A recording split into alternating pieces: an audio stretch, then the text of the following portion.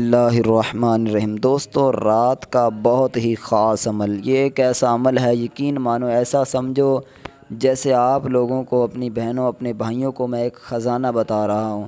اگر آپ یہ عمل رات کو کسی بھی پہر کر لیں تو انشاءاللہ اللہ کے فضل و کرم سے آپ کو اس کا رزلٹ آپ خود اپنی آنکھوں سے دیکھو گے، خود آپ اس کا جو ہے وہ رزلٹ دیکھو گے کہ یار کتنے کمال کے نتائج ہیں اس کے۔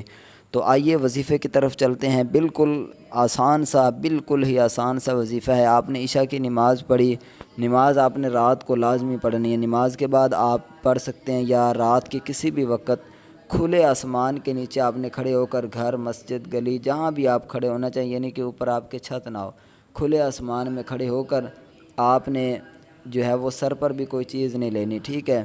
تو آپ نے یا وہابو، ٹھیک ہے، یا وہابو اس کو 100 مرتبہ پڑھنا ہے، والآخر درود شریف پڑھ کر اس کے بعد آپ دعا مانگیے گا۔ میرے بھائیو بہنوں، یقین مانیے گا، جب یہ وظیفہ آپ پڑھو گے، اس کے بعد جو دعا مانگو گے، اللہ کے کرم سے، اللہ کے فضل و کرم سے آپ کی وہ دعا انشاءاللہ قبول ہوگی۔